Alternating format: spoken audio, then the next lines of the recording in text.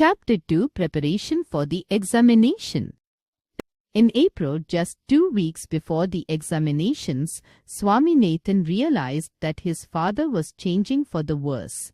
He was becoming fussy and difficult. He seemed all of a sudden to have made up his mind to harass his son. If the latter was seen chatting with his granny, he was told sourly, "Remember, boy, there is an examination. Your granny can wait, not your examination." If he was seen wandering behind his mother, he was hunted down and sent to his desk. If his voice was heard anywhere after the taluk office gong had struck 9, a command would come from his father's room. "Swami, why haven't you gone to bed yet? You must get up early and study a bit." This was a trying period in Swaminathan's life. One day he was piqued enough to retort, "Why are you so nervous about my examination? Suppose you fail." "I won't." "Of course you won't, if you study hard and answer well. Suppose you fail and all your classmates go up, leaving you behind. You can start doing just what you like on the very day your examination closes." Swaminathan reflected, suppose the P, Mani, Rajam and Sankar deserted him and occupied second day. His father was right, and then his father drove home the point. Suppose all your juniors in the 5th standard become your classmates. Swaminathan sat at decimals for half an hour. At school, everybody seemed to be overwhelmed by the thought of the examinations. It was weeks since anybody had seen a smile on Sankar's face. Somu had become brisk and businesslike. The P took time to grasp jokes and seldom gave out any. And as for Rajam, he came to the school at the stroke of the first bell, took down everything the teacher said, and left at the stroke of the last bell, hardly uttering a dozen words to anybody. Mani was beginning to look worried and took every opportunity to take Sankar aside and have his doubts that arose from time to time as he plodded through his text cleared. He dogged the steps of the school clerk. There was a general belief in the school that the clerk was omniscient and knew all the question papers of all the classes. One day Mani went to the clerk's house and laid a neat bundle containing fresh brinjals at his feet. The clerk was pleased and took Mani in and seated him on a stool.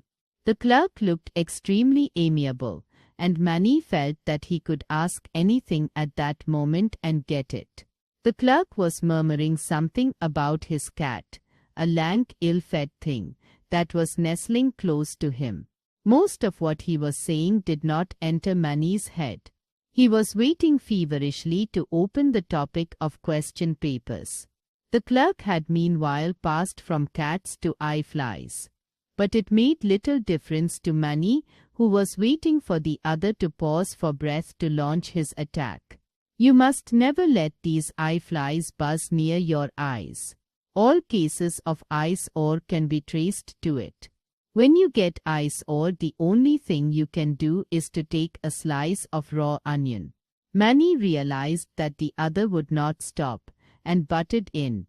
"There is only a week more for the examination, sir." The clerk was slightly puzzled. "Yes, indeed, a week more. You must take care to choose only the juicy variety, the large juicy variety, not the small onion."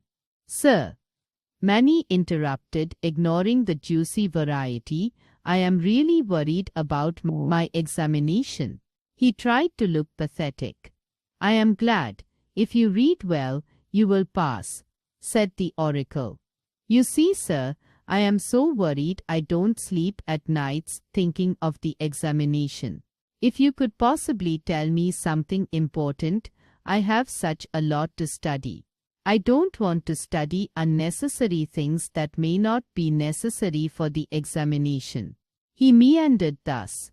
The clerk understood what he was driving at, but said, "Just read all your portions and you will pass."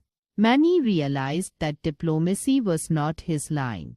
He asked bluntly, "Please tell me, sir, What questions are we getting for our examination? The clerk denied having any knowledge of the question papers. Manny flattered him by asking if he did not know the questions, who else would?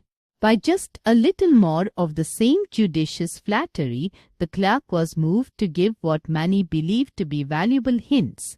In spite of the fact that he did not know what the first form texts were, the clerk ventured to advise, "You must pay particular attention to geography.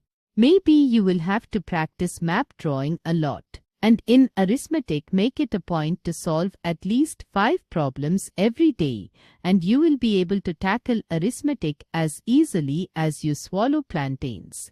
"And what about English?" "Oh, don't worry about that. Have you read all your lessons?" "Yes, sir," Manny replied without conviction. "It is all right then. You must read all the important lessons again, and if you have time, yet again, and that will be ample." These answers satisfied Manny greatly. On his way home, he smiled to himself and said that the 4 annis he had invested on brinjals was not, after all,